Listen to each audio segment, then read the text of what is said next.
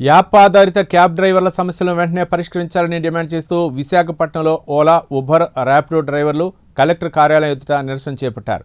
ఈ ఆందోళనకు సిఐటియు మద్దతు ప్రకటించగా పెద్ద సంఖ్యలో డ్రైవర్లు పాల్గొని తమ సమస్యలను ప్రభుత్వం దృష్టికి తీసుకెళ్లారు. కేంద్ర ప్రభుత్వం తీసుకొచ్చిన మోటార్ ట్రాన్స్పోర్ట్ సవరణ చట్టం డ్రైవర్లకు భారంగా మారిందని, దాన్ని వెంటనే రద్దు చేయాలని క్యాబ్ డ్రైవర్స్ యూనియన్ గౌరవ అధ్యక్షుడు జగన్ ప్రభుత్వాన్ని కోరారు. ఇక ఇదే అంశంపై పూర్తి వివరాలు మా ప్రతినిధి నరసింహ విశాఖపట్నం నుండి అందిస్తారు. ఓలా, ఊబర్ డ్రైవర్ల సమస్యలు పరిష్కరించాలంటూ విశాఖ జిల్లా కలెక్టర్ కార్యాలయం అయితే పెద్ద ఎత్తున అయితే ఓలా, ఊబర్ డ్రైవర్లు అయితే నిరసన కార్యక్రమం చేపడుతున్న పరిస్థితి నెలకొంది. దీనికి మద్దతుగా సిఐటియు నిలిచింది. అయితే ఈ క్రమంలోని ఓలా, ఊబర్ డ్రైవర్ల సమస్యలు, వారి యొక్క పూర్తి సమస్యలు ఏంటి అది అడిగే ప్రయత్నం అయితే చేద్దాము. అది ఏదైతే ఓలా, ఊబర్ డ్రైవర్ సమస్యలు పరిష్కరించాలని ఈరోజు అయితే విశాఖ జిల్లా కలెక్టర్ కార్యాలయం వద్ద మీరు నిరసన కార్యక్రమం చేపడుతుంది. ఇదివరకు ఈ సమస్యల పట్ల జిల్లా కలెక్టర్ దృష్టికి మీరు తీసుకువెళ్లారా? ఇప్పటికే జిల్లా కలెక్టర్ గారి దృష్టికి 100 సార్లు తీసుకెళ్ళాం. ఇదే పీజీఆర్ఎస్లో ఇస్తా ఉన్నాం. డిటీసీ గారు జాయింట్ మీటింగ్ పెడతా ఉన్నారు. సమస్య పరిష్కారం అయిందని చెప్పేసి లెటర్ పంపించే పని చేస్తున్నారు. జిల్లా కలెక్టర్ కానీ డిటీసీ గారి కానీ పిలిస్తే ఓబర్ యాజమాన్యం రావట్లేదు. ఎందుకు రావట్లేదు అని చెప్పేసి అడిగితే చివరికి జిల్లా కలెక్టర్ గారు, డిటీసీ గారు, డిప్యూటీ ట్రాన్స్పోర్ట్ కమిషనర్ గారు చేతులు ఎత్తేశారు. మా పరిధి ఏమీ లేదు, ఎందుకంటే రాష్ట్ర ప్రభుత్వం పరిధిలో రూల్స్ ఫ్రేమ్ చేయలేదు కాబట్టి మా చేతులు లేదని చెప్పేసి అంటున్నారు. మేము అడుగుతుంది ఓలా, ఊబర్, ర్యాపిడో సంబంధించి యాజమాన్యాల్లో వస్తున్న లాభాల్లో షేర్లు అడగట్లేదు. మేము అడుగుతుంది ఏంటి, గత 2022 నాటికి ఇప్పుడు చేసేటప్పుడు 28% పెట్రోల్, డీజిల్, గ్యాస్ ధర పెరిగాయి. దానికి అనుగుణంగా రేట్లు పెంచమని అడుగుతా ఉన్నాం. రెండో పక్కనే యాక్సిడెంట్లు జరుగుతూ ఉన్నాయి.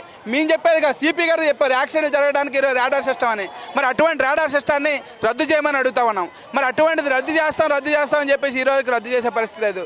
చివరికి ఇష్టారాజ్యంగా ఈరోజు డ్రైవర్లు తొలగిస్తూ ఉన్నారు. ఆ తొలగించడం సరైనది కాదని అడుగుతున్నాం. కానీ ఇవన్నీ కూడా మేము అడుగుతుంది 2022 నాటి రేట్లు ఇప్పుడు అడుగుతా ఉన్నాం. ఎంత సిగ్గుచేటండి, ఈ రోజుకి ఇచ్చే పరిస్థితి లేదు. కానీ ఎప్పటికైనా సరే ఓలా తరహాలోనే ర్యాపిడో, ఊబరు రేట్లు పెంచాలి. పెంచకపోతే రేపు భవిష్యత్తులో ఈరోజు జిల్లా కలెక్టర్ దగ్గర కాదు, ఎమ్మెల్యేల దగ్గర, ఎంపీల దగ్గర కూడా ఆందోళన చేయవలసి వస్తుంది. అవసరమైతే వాళ్ళ ఇంటి దగ్గర తిరగనీయకుండా అన్ని కార్లు తీసుకొచ్చి పెట్టవలసి వస్తుంది. అటువంటి పరిస్థితి తెచ్చుకోకుండా ఓలా, ఊబర్, ర్యాపిడోలో ఉన్న డ్రైవర్ల సమస్య పరిష్కారం చేయాలని చెప్పేసి కోరుతా ఉన్నాం. చూసుకోవచ్చు ఎంతమంది పని చేస్తున్నారు విశాఖ కేంద్రంగా ఓలా, ఊబర్, ర్యాపిడోలను ఉపాధి రీత్యా దీనిపై ఆధారపడి బ్రతుకుతున్నారు. సుమారు 4000 నుంచి 5000 మంది ఓలా, ఊబర్, ర్యాపిడోలో జీవనాన్ని కొనసాగిస్తున్నాం.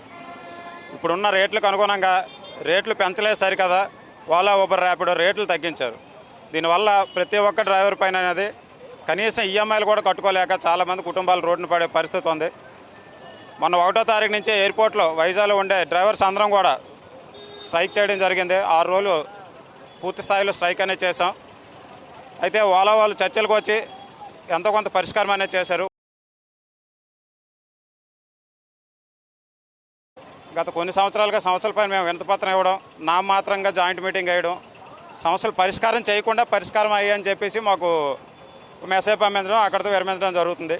ఇప్పటికైనా సరే ఊబర్, ర్యాపిడో యాజమాన్యాలు అండ్ గవర్నమెంట్ జోక్యం చేసుకొని సమస్యలు పరిష్కారం చేస్తారని ఆశిస్తున్నాం.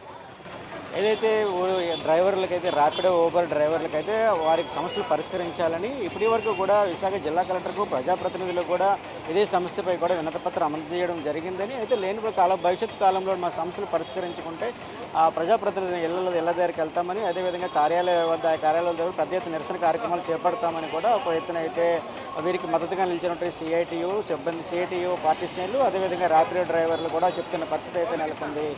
కెమెరామెన్ సూర్యతో నరసింహ, ప్రైమ్9 విశాఖ జిల్లా కలెక్టర్ కార్యాలయం నుంచి.